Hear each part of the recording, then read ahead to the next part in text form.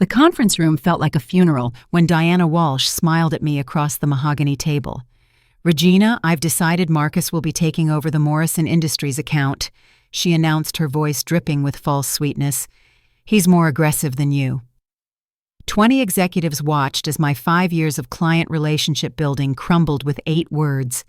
I'd built Morrison Industries from a struggling startup into our biggest client, but apparently that wasn't enough.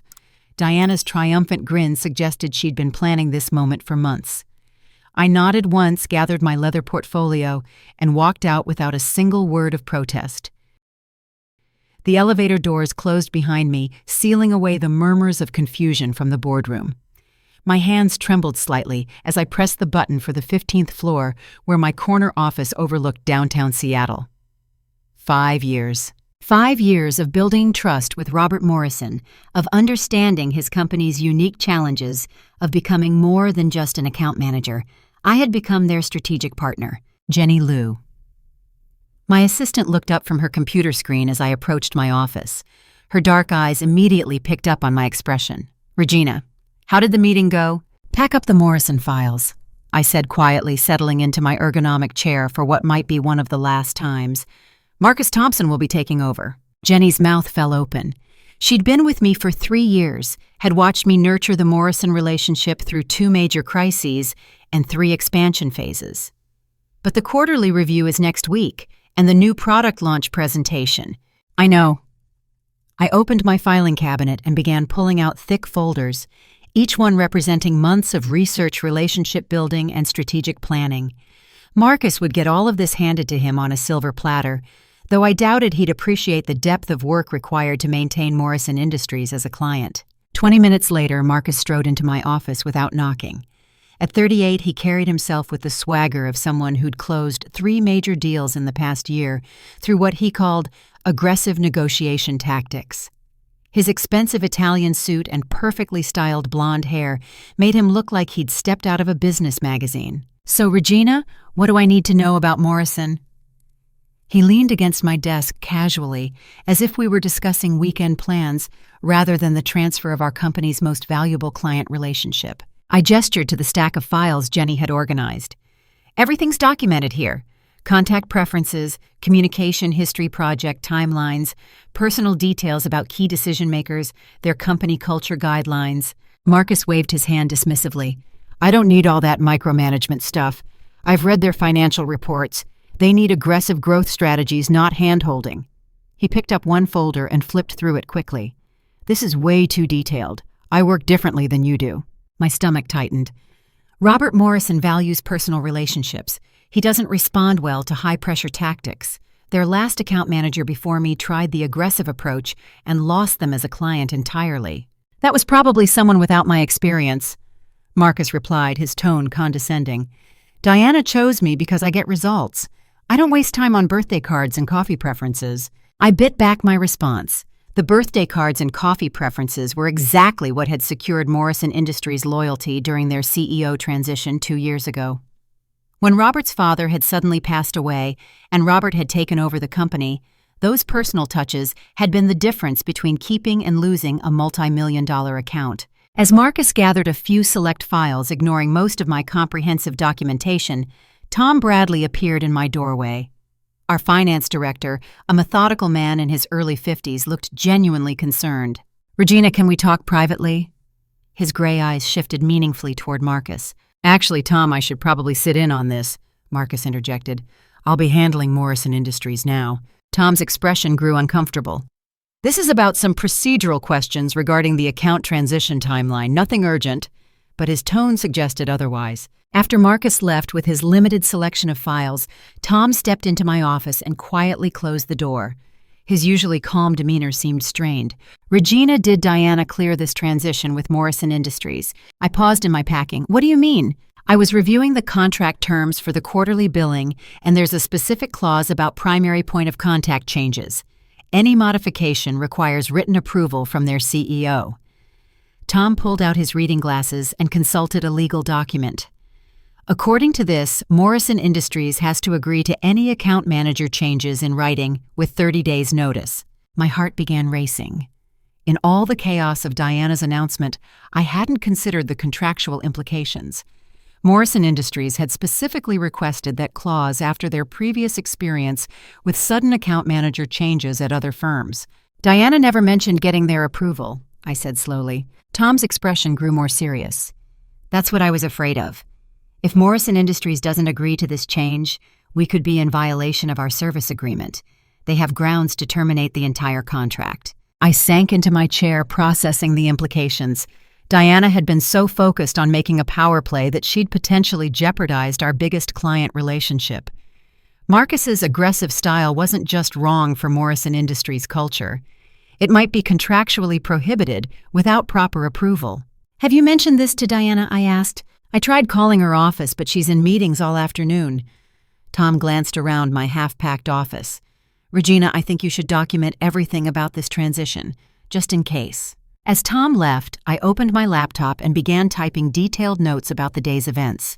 Diana's exact words in the meeting, Marcus's dismissive attitude toward the relationship-building aspects of the account, the lack of client consultation. Something told me this documentation might become very important very soon. Jenny knocked on my doorframe an hour later. Regina, Marcus just called Morrison Industries to schedule a meeting for tomorrow morning. Did he speak with Robert directly? No, he spoke with Sarah Chen in their project coordination office. But Regina, Jenny's voice dropped to a whisper. Sarah called me right after. She wanted to know why you weren't setting up the meeting like usual.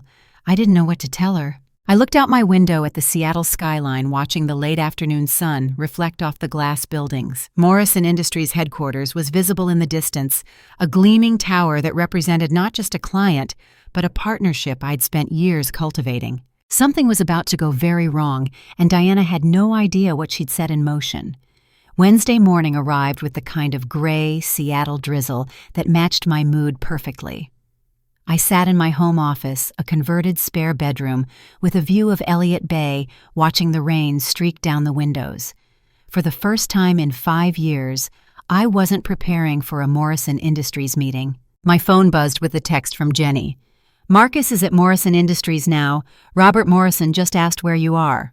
I set down my coffee mug, a ceramic piece Robert had given me last Christmas with the Morrison Industries logo and the words "Trusted Partner" etched below. The irony wasn't lost on me. 20 minutes later, another text from Jenny. Emergency call from Sarah Chen. She says the meeting isn't going well. I could only imagine. Marcus had probably strutted into Morrison Industries' understated conference room. They preferred simple, functional spaces that reflected their practical company culture, and immediately started pushing aggressive expansion strategies. Robert Morrison was a thoughtful, methodical leader who made decisions carefully, often consulting with his team for weeks before major moves. The last thing he'd respond to was pressure tactics. My laptop chimed with an email marked urgent. The sender was Sarah Chen, Morrison Industries project coordinator, a brilliant woman in her late 20s who'd become my primary point of contact for day-to-day operations. Regina, Robert is asking for you specifically. Marcus is presenting ideas that don't align with our current strategic direction, and he's pushing for decisions we're not ready to make.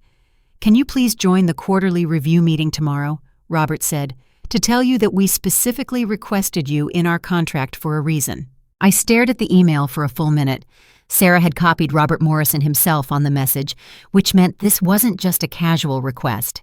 This was Morrison Industries formally asking for me to be involved, despite Diana's decision to remove me from the account. My phone rang. Diana Walsh's name appeared on the caller ID. Regina, what did you tell Morrison Industries? Diana's voice was tight with frustration. I haven't spoken to anyone at Morrison Industries since your announcement yesterday, I replied calmly. Well, they're asking for you by name. Marcus is having some difficulties communicating their vision properly. I almost laughed. Marcus wasn't having difficulties communicating their vision. He was trying to impose his own vision on a client who valued collaborative partnership over aggressive sales tactics. I'm no longer on the Morrison Industries account, I said. You made that very clear yesterday. There was a long pause. Regina, I need you to understand that this transition period might require some flexibility, just until Marcus gets fully up to speed. Diana, yesterday you said Marcus was more qualified than me to handle this account. If that's true, he shouldn't need my help. I kept my voice professional, but inside I was seething. She wanted to have it both ways. Remove me from the account for credit and glory, but keep me available to fix problems. Fine, Diana snapped. But if this account has issues because of poor transition planning on your part, that's going to be noted in your performance review. The call ended abruptly. I sat in my home office listening to the rain and processing what had just happened. Diana was already trying to set me up as the scapegoat for Marcus's struggles. My laptop chimed again. This time the email was from Robert Morrison himself. Regina, I hope you're well. We've had an unusual morning here at Morrison Industries. A new representative from your company came in with some concerning proposals that don't seem to align with the partnership approach we've developed over the years. Sarah has filled me in on the account management change, which apparently happened without our input or approval. As you know, we have specific contractual requirements about primary contact changes that don't appear to have been followed. I'd appreciate a call at your earliest convenience. We have some important decisions to make about our ongoing partnership. My hands trembled slightly as I read Robert's email. He was using formal business language, but the message was clear. Morrison Industries was not happy, and they weren't going to accept this change without a fight. I forwarded the email to my personal account and then picked up my phone to call Tom Bradley in finance. Tom, it's Regina. Do you have a few minutes to talk about the Morrison Industries contract? Actually, I've been hoping you'd call. Tom's voice sounded strained.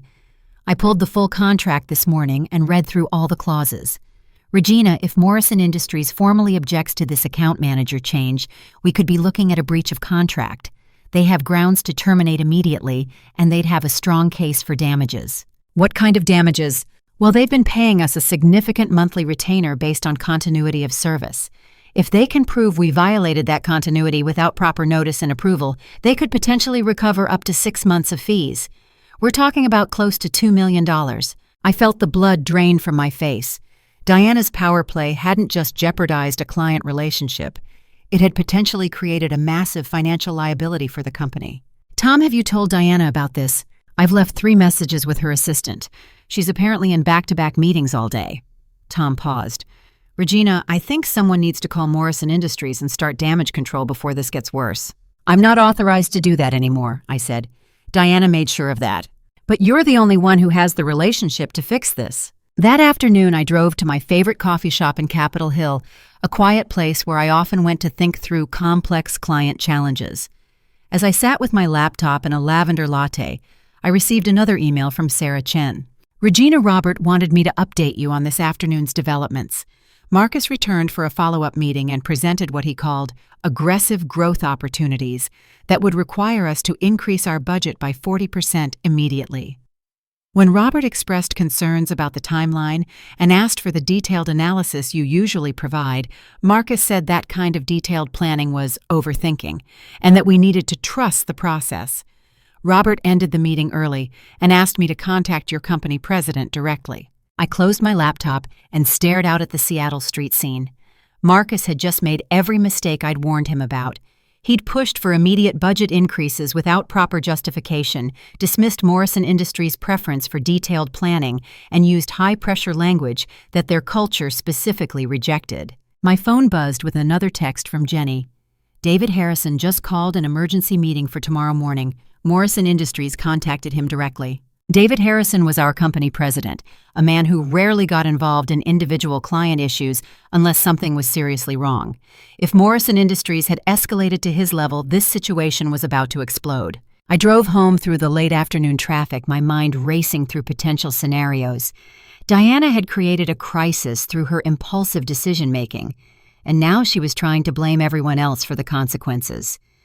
Marcus had proven exactly why aggressive tactics don't work with every client, and I was caught in the middle with the knowledge and relationships to fix everything, but no authority to act. As I pulled into my driveway, my phone rang one more time. The caller ID showed Morrison Industries' main number. Regina, this is Robert Morrison. I hope I'm not calling too late. Of course not, Robert. How can I help you? Regina, I'm going to be direct with you because I respect our working relationship too much for corporate politics. Your company has made some decisions that concern us greatly. The person they sent today doesn't understand our business model, our timeline requirements, or our corporate culture. More importantly, this change was made without consulting us, which violates our agreement. I took a deep breath. Robert, I understand your concerns completely. I want you to know that Sarah and I will be attending tomorrow's meeting with your company president. We're going to insist that you remain our primary point of contact as specified in our original agreement. If your company can't honor that request, we'll be exploring other options." After Robert hung up, I sat in my car for several minutes processing what he'd just told me. Morrison Industries wasn't just unhappy. They were prepared to leave entirely if I wasn't reinstated on their account. Diana's attempt to sideline me had backfired spectacularly. By tomorrow morning, she'd be facing the potential loss of our biggest client and a possible breach of contract lawsuit. I finally understood why she'd been so confident about removing me. She'd never bothered to read the contract terms, and she'd underestimated how much Morrison Industries valued our personal working relationship. Her mistake was about to become everyone's problem. My phone rang at 11:47 p.m. Diana Walsh's name flashed on the screen like a warning signal. I considered letting it go to voicemail, but curiosity got the better of me. "Regina, thank God you answered." Diana's voice was tight with panic, a stark contrast to her confident tone from yesterday's boardroom announcement. "We have a serious situation with Morrison Industries." I sat up in bed, instantly alert. "What kind of situation?" "They've threatened to terminate their contract unless you're reinstated as their primary contact immediately.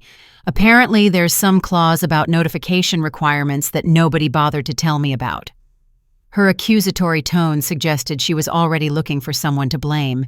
"Diana, I mentioned relationship considerations yesterday, and Tom Bradley tried to reach you about contractual requirements." "Well, nobody gave me the full picture," she snapped.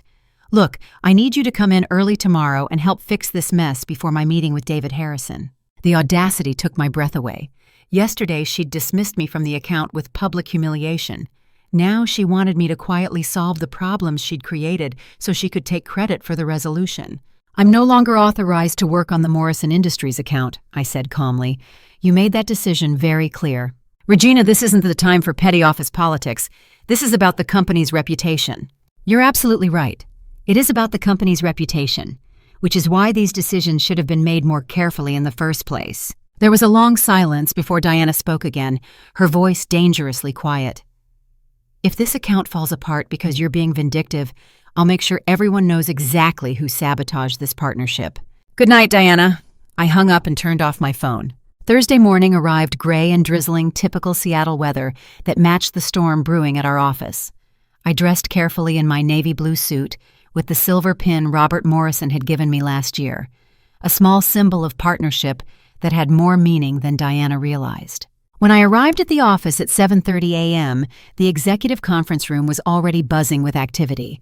Through the glass walls, I could see David Harrison, our company president, in animated discussion with Amanda Foster, our legal counsel. Tom Bradley sat at the far end of the table with stacks of documents spread in front of him. Jenny intercepted me at the elevator. "Regina, it's chaos up there.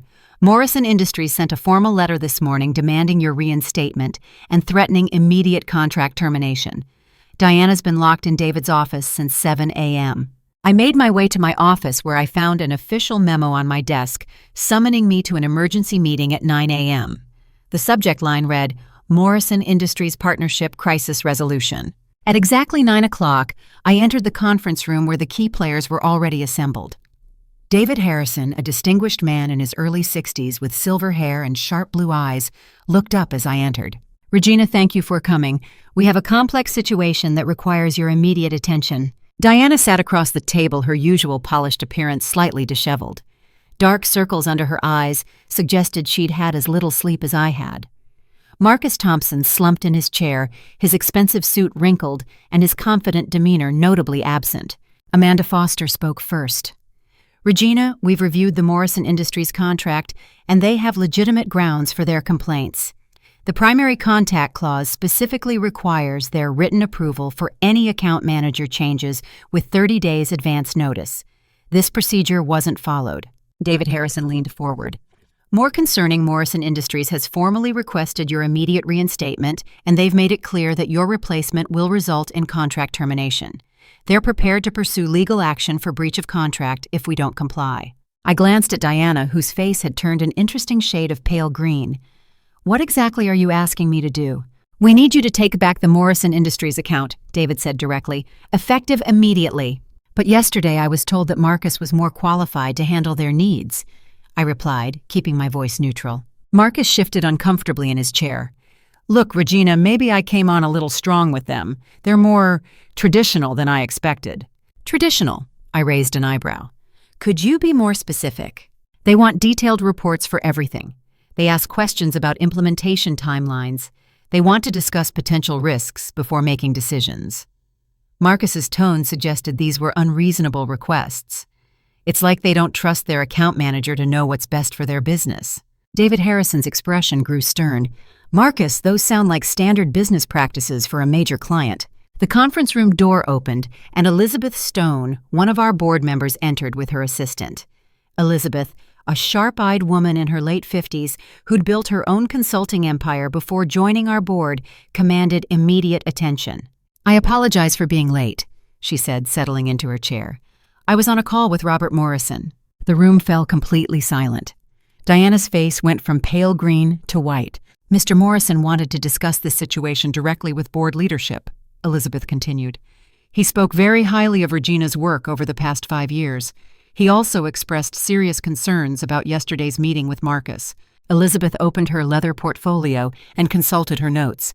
According to Mr. Morrison, Marcus suggested they increase their quarterly budget by 40% to fund what he called aggressive growth initiatives that weren't aligned with their current business strategy. When Mr. Morrison asked for detailed projections and risk assessments, Marcus told him that successful companies don't waste time on excessive planning. Marcus visibly cringed. I was trying to encourage bold thinking. Mr. Morrison also mentioned that Marcus seemed unfamiliar with their company culture, their previous strategic initiatives, and the specific challenges they've overcome in recent years. Elizabeth's tone was professionally neutral, but her disapproval was evident. David Harrison turned to Diana. Can you explain how this transition was planned and executed? Diana straightened in her chair, trying to regain her composure. I made a strategic decision to place our most aggressive account manager with one of our most important clients. Marcus has an excellent track record. Did you consult with Morrison Industries before making this change? Elizabeth interrupted. I assumed they would appreciate working with someone who could deliver faster results. That's not what I asked, Elizabeth said firmly. Did you get their approval for this change as required by their contract? Diana's silence was answer enough. Amanda Foster spoke next. We've also discovered that 3 other clients have contract clauses requiring notification about account manager changes. None of these procedures were followed for recent transitions in Diana's department. I watched Diana's face as the full scope of her mistakes became clear. She hadn't just violated one contract. She'd created a pattern of procedural violations that could affect multiple client relationships. David Harrison stood up. Elizabeth, could you please call Mr. Morrison and confirm that Regina will be reinstated as his primary contact immediately? Amanda, I want a full review of all recent account transitions to ensure we're in compliance with our other client agreements. He turned to me. Regina, I know this has been a difficult couple of days. Are you willing to resume responsibility for the Morrison Industries account? Before I could answer, the conference room door opened again. Jenny Liu entered with a concerned expression. I'm sorry to interrupt, but there's a call from Morrison Industries on line 1. Mr. Morrison says it's urgent. David Harrison pressed the speakerphone button. Mr. Morrison, you're on speaker with our executive team. Thank you, David. I wanted to inform you that we've just received a call from Diana Walsh asking us to reconsider our position on this account manager change. Robert Morrison's voice was calm but firm. I want to be crystal clear. Morrison Industries will not work with Marcus Thompson under any circumstances. His approach is fundamentally incompatible with our business philosophy. If Regina Hartwell is not reinstated as our primary contact by the end of business today, we will begin transitioning our account to another firm. The room was so quiet I could hear the air conditioning humming.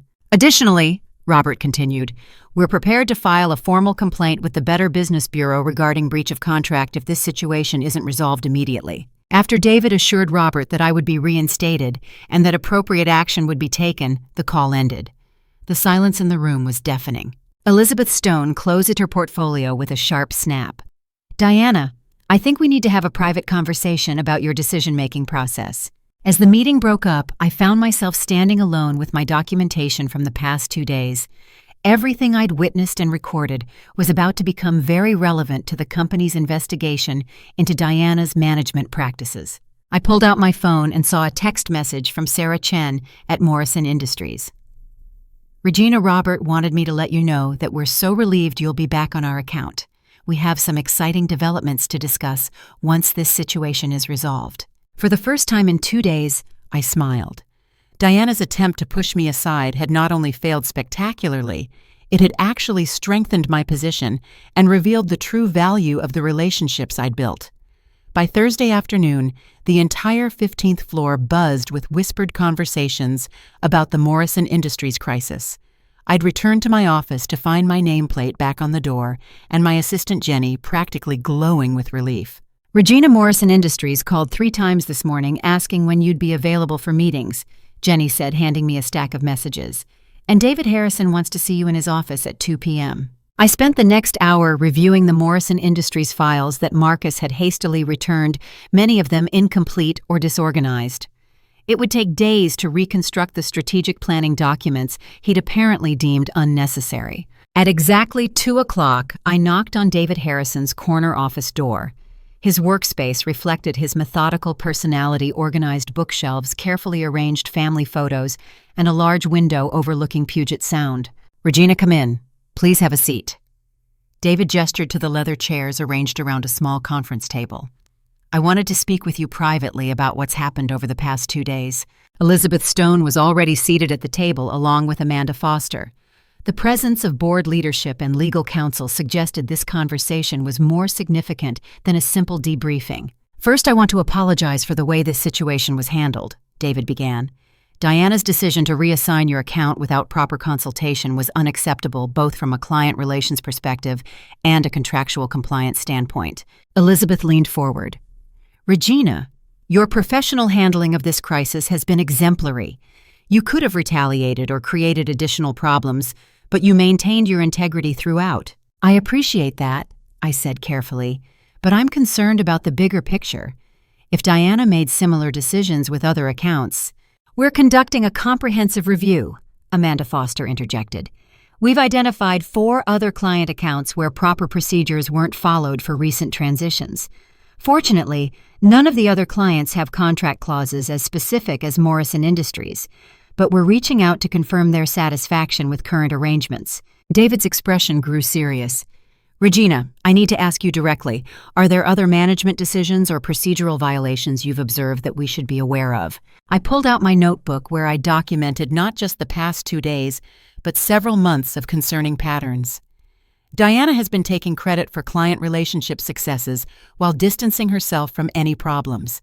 She's also been making unilateral decisions about account strategies without consulting the actual account managers. "Can you provide specific examples?" For the next 20 minutes, I detailed instances where Diana had overridden client preferences, ignored account manager recommendations, and claimed credit for successful outcomes she hadn't contributed to. Elizabeth Stone took detailed notes, while Amanda Foster asked clarifying questions about dates and witnesses. "There's one more thing," I said finally. "Diana has been telling clients that she personally manages their accounts even though she rarely attends meetings or participates in strategic planning. Some clients may not realize they've been working primarily with other team members." Elizabeth and David exchanged a meaningful look. "Thank you for bringing this to our attention," Elizabeth said. "Your documentation will be very helpful for our review process." As I prepared to leave, David stood up. "Regina, there's something else we need to discuss. In light of recent events and your exemplary client relationship management, we'd like to offer you a promotion." I paused, my hand on the door handle. "What kind of promotion?" "Senior Director of Client Relations, reporting directly to me rather than through Diana. The position comes with a significant salary increase and oversight responsibility for our largest accounts." The offer was everything I'd worked toward for years, but the timing felt suspicious. "Is this because of what happened with Morrison Industries?" "It's because of how you handled what happened with Morrison Industries," Elizabeth clarified. "Your professionalism, your documentation, and your client loyalty demonstrate exactly the kind of leadership we need." I considered the offer carefully. "What about Diana?" "Diana's future with the company is under review," David said diplomatically. "Regardless of that outcome, we need someone with your skills in a senior leadership role." I accepted the promotion with the understanding that I'd start the transition immediately while continuing to manage the Morrison Industries account personally. As I walked back to my office, I reflected on how dramatically everything had changed in just 48 hours. My phone rang as I settled into my chair. Robert Morrison's name appeared on the caller ID. "Regina, I hope your day is improving," Robert said warmly. "Significantly, thank you. I wanted to call you personally to apologize for any inconvenience this situation may have caused." "Actually, Regina, I'm calling with some exciting news. This whole experience has reminded me why I value our partnership so much. Morrison Industries has been considering a major expansion project, and after yesterday's conversations with your company leadership, I'm convinced we want to move forward with you as our exclusive strategic partner." My heart began racing. "What kind of expansion project?" "We're planning to acquire 2 smaller companies and integrate their operations with ours over the next 18 months. The project budget is approximately $12 million, and we want your firm to handle all the strategic planning and implementation consulting." I nearly dropped the phone. $12 million would make this the largest single project in our company's history. "Robert, that's incredible. I'd be honored to work with you on this expansion." "There's one condition," Robert continued. "We want written assurance that you'll remain our primary contact throughout the entire project timeline. No unexpected changes, no surprise account manager switches." "I can absolutely provide that assurance." After we ended the call, I sat in stunned silence.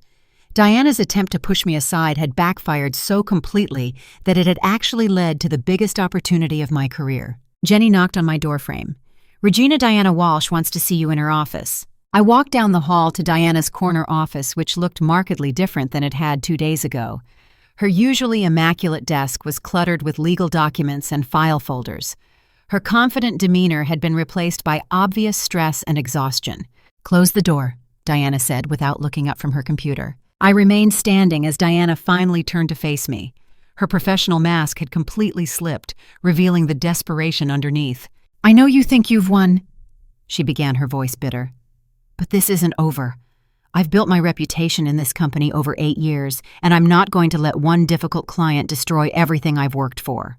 "Diana, this was never about winning or losing. It was about doing what's best for our clients." "Don't give me that sanctimonious nonsense," she snapped. "You documented everything, didn't you? Every conversation, every decision, every mistake. You've been building a case against me for months." I met her gaze steadily. "I documented events because that's good business practice. If you see those records as damaging, maybe you should consider why." Diana's face flushed red. "You have no idea what it's like to be a woman in leadership in this industry. I had to make tough decisions to prove I could handle difficult situations." "Making tough decisions and ignoring client contracts are 2 very different things," I replied. "And using other women's work to advance your own career isn't exactly supportive female leadership." "Get out," Diana said quietly. "Just get out." As I returned to my office, I found Elizabeth Stone waiting by my desk with a warm smile. "Regina, I wanted to personally congratulate you on your promotion and to let you know that the board is very pleased with your integrity throughout this situation." "Thank you, Elizabeth. I also wanted you to know that Morrison Industries isn't the only client who's expressed strong support for you recently. We've received calls from 3 other clients specifically requesting to work with you directly." The implications hit me immediately. Word was spreading through our client network about my promotion and about the quality of work I'd been doing. Diana's attempt to sideline me had inadvertently created a spotlight on my client relationship skills. "There's something else," Elizabeth continued. "We're implementing new policies requiring board approval for any changes to primary client contacts on accounts over $1 million. We're also creating a client advocacy position to ensure that account manager assignments align with client preferences and contract requirements." As Elizabeth left, I realized that Diana's mistakes had led to systemic changes that would prevent similar situations in the future. Her poor judgment had actually strengthened our company's client protection policies. That evening, I stayed late to prepare for my expanded responsibilities and to begin planning for the Morrison Industries expansion project. As I worked, I couldn't help but think about how completely the situation had reversed. 2 days ago, I'd been publicly dismissed from my most important account. Now I was promoted to senior leadership with the largest project in company history. Diana's confidence that aggressive tactics and power plays would advance her career had proven catastrophically wrong. Meanwhile, my focus on client relationships and professional integrity had created opportunities I'd never imagined possible. The rain had stopped, and Seattle's lights twinkled beyond my office window as I finally packed up for the day. Tomorrow would bring new challenges, but for the first time in months, I felt genuinely excited about the future. Friday morning brought unexpected sunshine to Seattle, a rare treat in November that seemed to match my improved circumstances. I arrived at the office early, eager to dive into preliminary planning for the Morrison Industries expansion project. The executive assistant had already moved my belongings to a larger office with a better view, complete with a small conference table for client meetings. Jenny knocked on my doorframe at 7:45 a.m. carrying 2 coffee cups and wearing an expression I couldn't quite read. "Regina, we need to talk before your day gets crazy," she said, settling into one of my new client chairs. "I have some information about Diana that you should probably know." "What kind of information?" Jenny glanced around to make sure we were alone, then leaned forward conspiratorially. "Yesterday afternoon, while everyone was in emergency meetings, I was organizing files in Diana's office. I found some documents that, well, they're concerning." She pulled out a folder from under her arm. "Diana has been keeping detailed records of client billing hours, but the numbers don't match what she's been reporting to accounting." I opened the folder and immediately saw the problem. Diana had been inflating billable hours for several accounts, claiming credit for work done by other team members, and in some cases billing for meetings that never happened. "Jenny, this looks like fraud." "That's what I thought too, but there's more." Jenny produced another set of documents. She's also been using company expense accounts for personal entertainment that she claimed was client development. I reviewed restaurant receipts, hotel bills, and event tickets, all charged to various client accounts, but with no corresponding client meetings documented in our system. "How long has this been going on?" "Based on what I found, at least 6 months, maybe longer." Jenny's voice was tight with concern. "Regina, I think Diana has been using her position to embezzle company funds." Before I could respond, Tom Bradley appeared in my doorway with his own stack of documents. "Regina, I'm glad you're here early. I've been conducting that audit Elizabeth Stone requested, and I found some serious irregularities." He paused, noticing Jenny's documents. "It looks like you found some of them already." For the next hour, Tom and Jenny walked me through a comprehensive picture of Diana's financial misconduct. Inflated billing records, fraudulent expense reports, unauthorized client charges, and systematic credit taking for other employees' work created a pattern of ethical violations that went far beyond the Morrison Industries incident. "Tom, have you reported this to David Harrison?" "I compiled my preliminary findings last night and sent them to David and Elizabeth Stone. They're calling an emergency board meeting this morning." Tom's expression was grim. "Regina, this could expose the company to significant liability if clients discover they've been overcharged." At 9:30 a.m., I was summoned to the executive conference room for what David Harrison called a critical company matter. When I entered, I found the full board of directors assembled along with Amanda Foster and 2 people I didn't recognize wearing expensive suits. Elizabeth Stone gestured for me to sit beside her. "Regina, these are investigators from Morrison Klein and Associates, a firm that specializes in corporate fraud cases. We're conducting a formal investigation into financial irregularities in Diana Walsh's department." One of the investigators, a sharp-eyed woman named Catherine Morrison, opened a thick file folder. "Ms. Hartwell, we understand you've worked closely with Ms. Walsh for several years. We'd like you to review these documents and tell us if anything seems unusual or inconsistent with your experience." For the next 2 hours, I walked through Diana's pattern of financial misconduct with investigators, while board members asked detailed questions about specific incidents.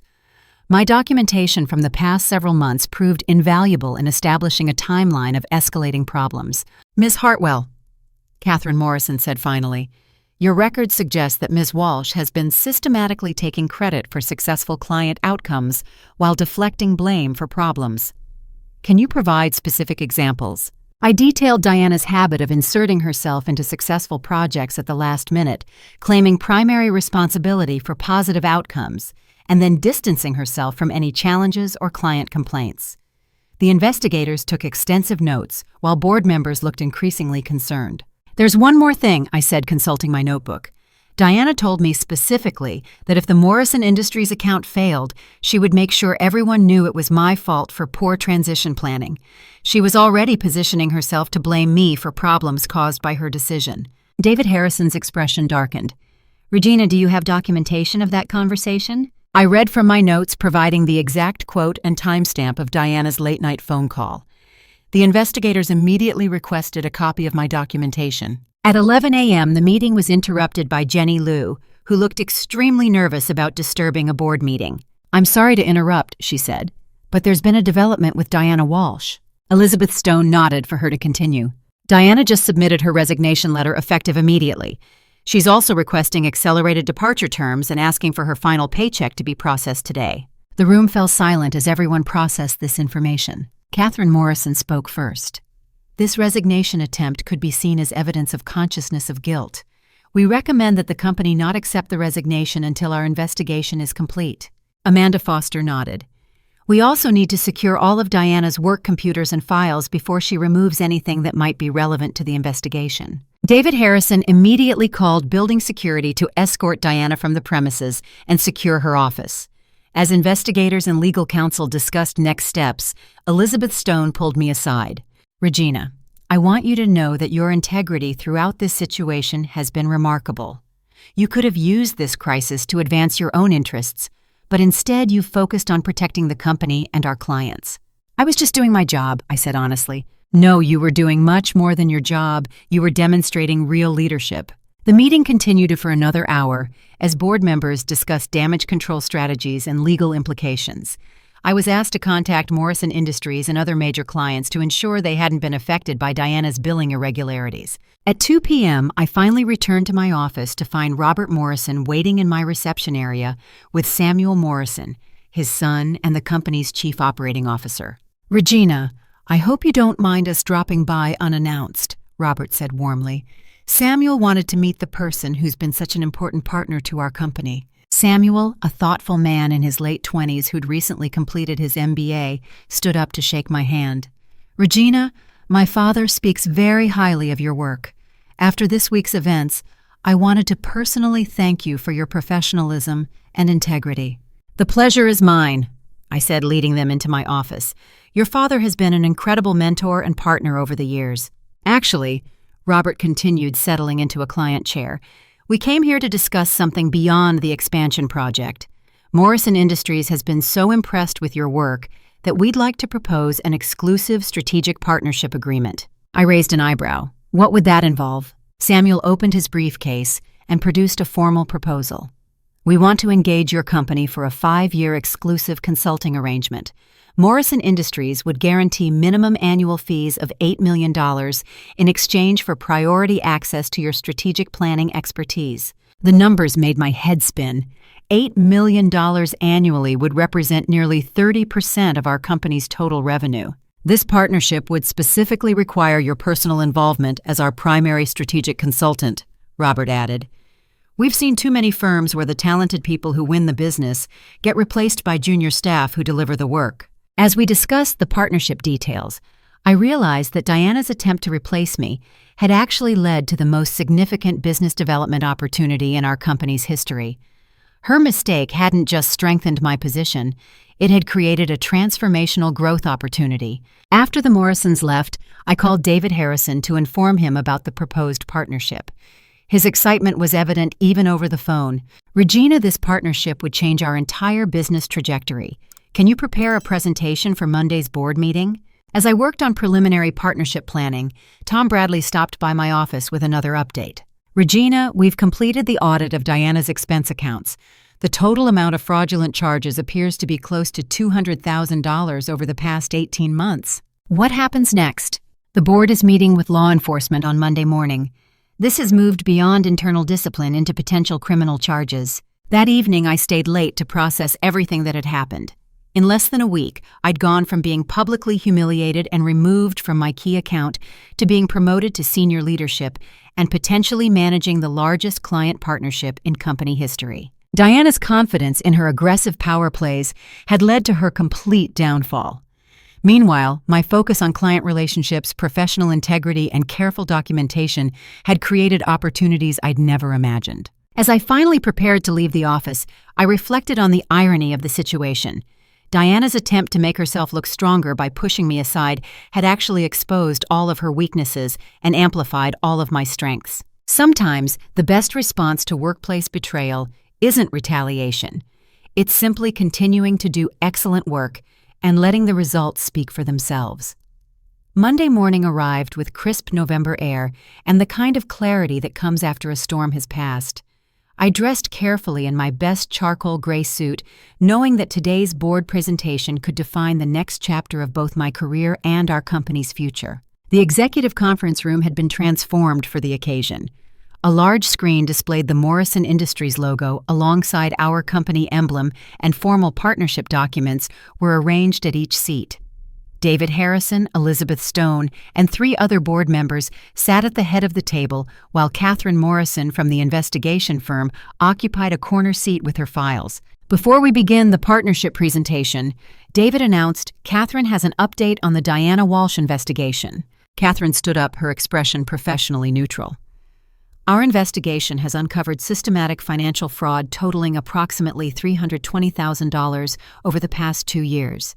We've identified falsified billing records, fraudulent expense reports, and unauthorized charges to client accounts. The evidence has been turned over to law enforcement and criminal charges are expected to be filed this week. The room fell silent as everyone processed the magnitude of Diana's misconduct. Additionally, Catherine continued, we've discovered that Ms. Walsh attempted to destroy evidence by deleting computer files and shredding documents before her resignation. These actions demonstrate consciousness of guilt and will likely result in additional charges for obstruction of justice. Elizabeth Stone nodded gravely. Thank you, Catherine. This investigation reinforces the importance of the policy changes we've implemented regarding account management oversight and financial controls. David Harrison turned to me. Regina, I believe you have a presentation that offers a much more positive direction for our discussion. I stood up and activated the presentation screen displaying the Morrison Industries partnership proposal in all its impressive detail. For the next 30 minutes, I walked the board through the exclusive consulting agreement that would guarantee $8 million in annual revenue for 5 years. This partnership represents more than just financial growth, I explained.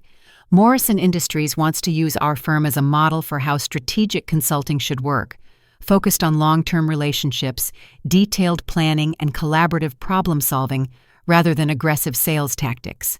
Board member Richard Stevens leaned forward with interest. What specific commitments would we need to make? Primary commitment is ensuring continuity of service with me as their designated strategic consultant.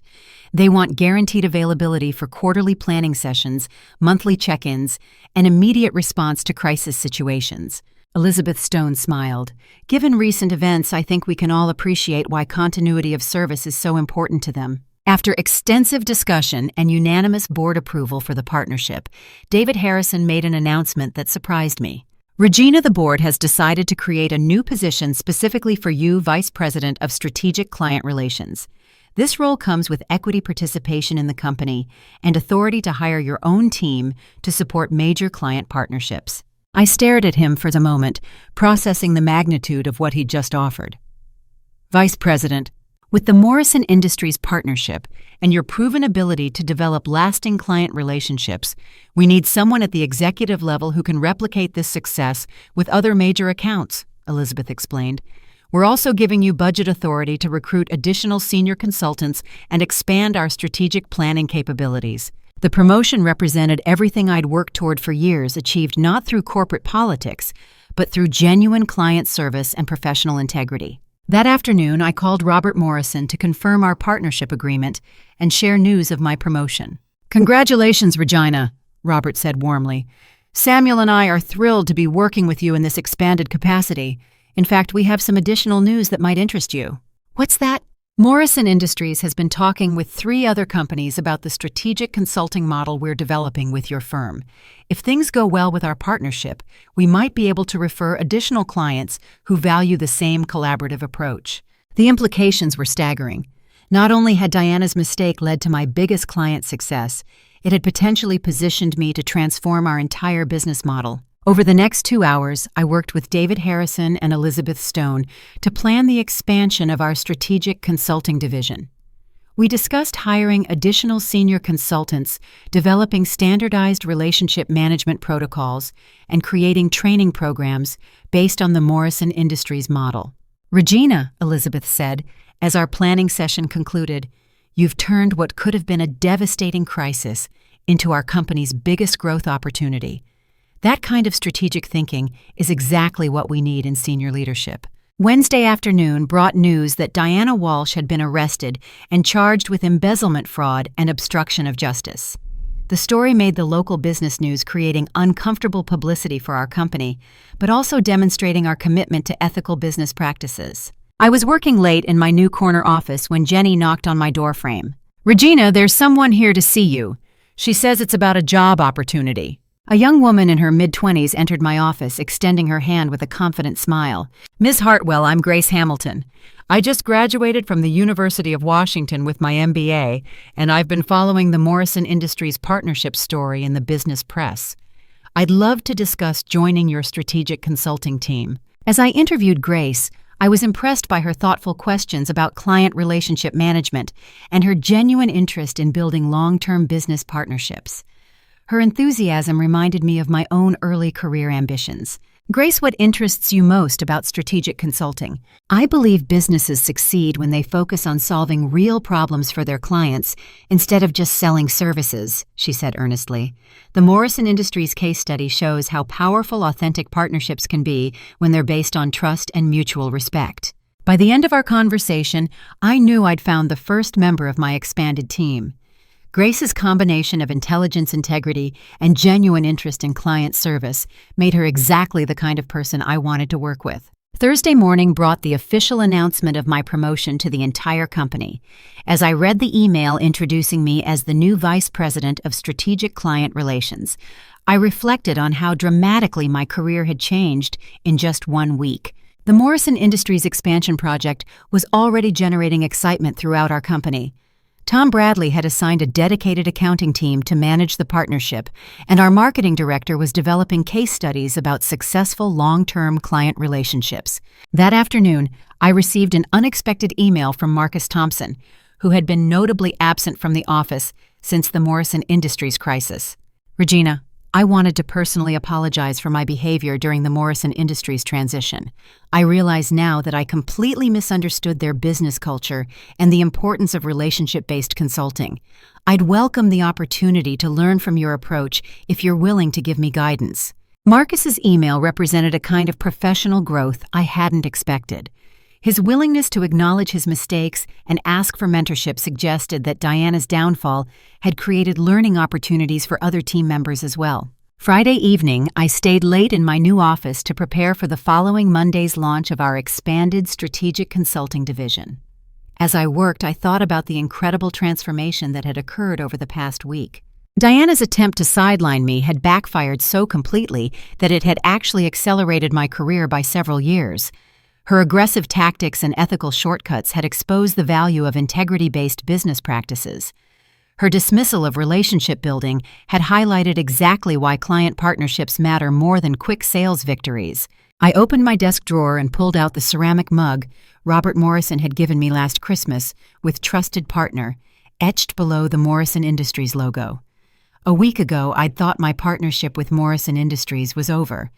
Now it was about to become the foundation for transforming our entire business approach. As Seattle's lights twinkled beyond my window, I realized that sometimes the best professional victories come not from fighting back against workplace betrayal, but from continuing to do excellent work and trusting that integrity will ultimately prevail. Diana's confidence in power plays and aggressive tactics had led to criminal charges and professional disgrace. My focus on client service and ethical business practices had led to executive promotion and company transformation. The lesson was clear. Sustainable success comes from building genuine value for others, not from tearing down colleagues or taking shortcuts around ethical business practices. 3 months later, I stood in the same conference room where Diana Walsh had announced my replacement, but everything had changed. Sunlight streamed through floor-to-ceiling windows overlooking Elliott Bay as I presented our quarterly results to the board of directors. The Morrison Industries partnership had exceeded all projections, generating $12.7 million in revenue and attracting 4 additional major clients who wanted similar collaborative consulting relationships. The strategic consulting division now represents 42% of our total company revenue, I announced, clicking to the next slide. More importantly, client satisfaction scores have increased by 38% across all accounts. Elizabeth Stone smiled approvingly. Regina, these results validate everything we hoped this new approach would achieve. Grace Hamilton, now my deputy director, sat beside me with her own presentation materials. In 3 months, she'd proven herself invaluable in developing standardized relationship protocols and training programs for our expanding team. 2 additional senior consultants, Alex Rivera and Michelle Wong, had joined our division, bringing expertise in technology and manufacturing industries, respectively. The most significant development, I continued, is that Morrison Industries has referred 3 companies from their industry network, and all 3 have signed exclusive consulting agreements based on our relationship-focused model. David Harrison nodded with satisfaction. Regina, your division's success has attracted attention from consulting firms nationwide. Harvard Business School has requested a case study about our transformation following the Morrison Industries crisis. After the board meeting concluded, I walked back to my corner office, which had been expanded to include a small conference area for client meetings. The walls displayed framed letters from satisfied clients and a Harvard Business Review article that had featured our company as an example of ethical leadership in professional services. Jenny Liu, who'd been promoted to executive assistant for the entire strategic consulting division, intercepted me with a warm smile. Regina, Grace Hamilton is in your office with a visitor, a young woman named Sarah Chen from Morrison Industries' new business development team. I entered my office to find Grace in animated conversation with Sarah, who'd become one of my closest professional contacts over the past year. Sarah stood up with her characteristic bright smile. Regina, I have exciting news about the Morrison Industries expansion project. The integration of the 2 acquired companies is ahead of schedule and under budget. Robert Morrison specifically asked me to thank you for the risk assessment protocols that prevented 3 potential problems. That's wonderful, Sarah. Thorough planning always pays off in the end. Actually, there's something else, Sarah continued. Morrison Industries wants to nominate our partnership for the American Business Ethics Award. The nomination would recognize companies that demonstrate integrity and collaborative leadership in challenging situations. Grace looked up excitedly. Regina, that's a huge honor. The American Business Ethics Award is one of the most prestigious recognitions in professional services. As Sarah left to prepare the nomination materials, I reflected on how far we'd all come since that devastating Tuesday morning when Diana Walsh had announced my replacement. Her attempt to make herself look stronger by pushing me aside had actually created the catalyst for positive change that none of us could have imagined. That afternoon, I had a mentoring session with Rebecca Foster, a brilliant young consultant who joined our team the previous month. Rebecca faced challenges remarkably similar to what I'd experienced with Diana, a supervisor who took credit for her work while criticizing her collaborative approach with clients. I don't understand why she keeps telling me to be more aggressive, Rebecca said, frustration evident in her voice. My clients specifically request me because they appreciate thoughtful analysis and careful planning. Rebecca let me share something I learned from my own experience with difficult management.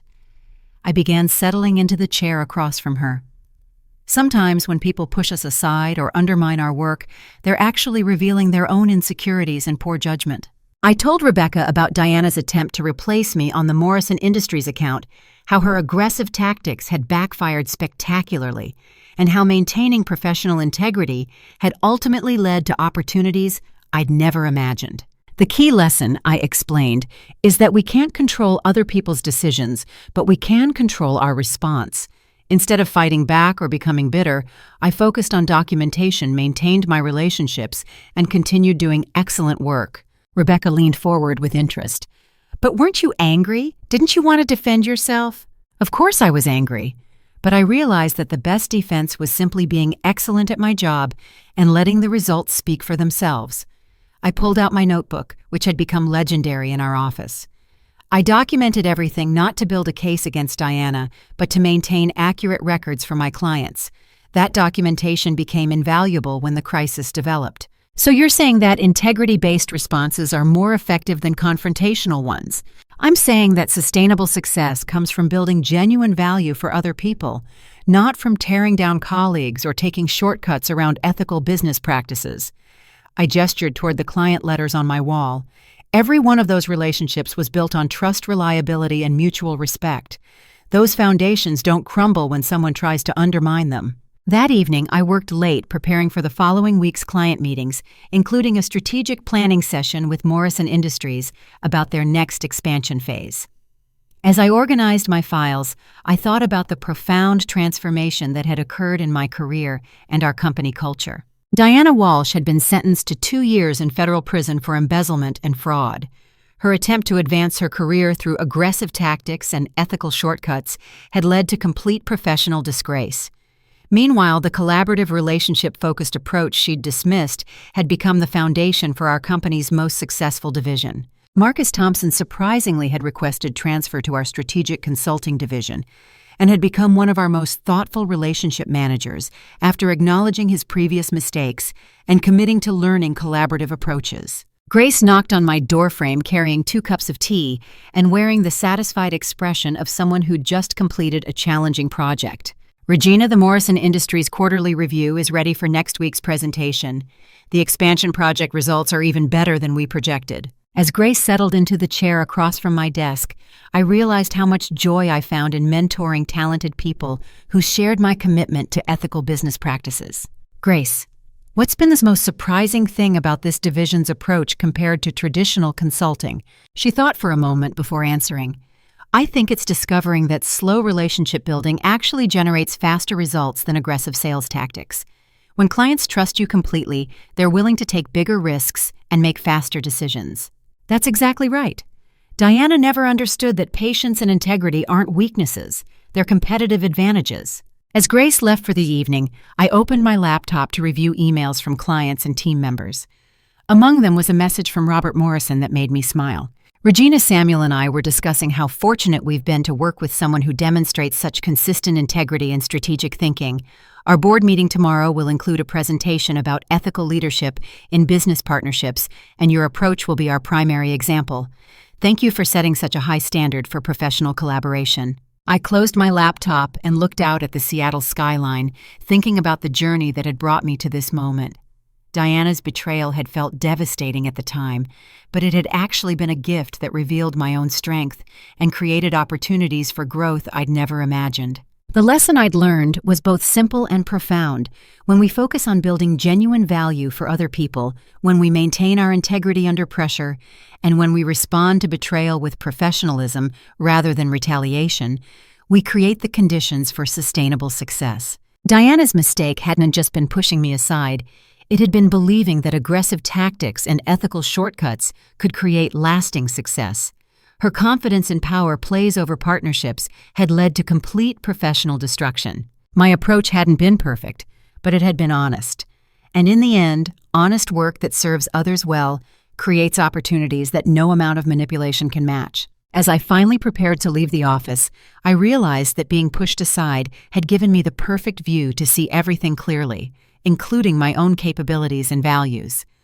Sometimes the greatest professional victories come not from fighting back against workplace betrayal, but from trusting that integrity and excellence will ultimately prevail. The most important lesson from this entire experience was understanding that sustainable success comes from lifting others up rather than pushing them down, from building trust rather than exploiting weaknesses, and from creating value rather than claiming credit.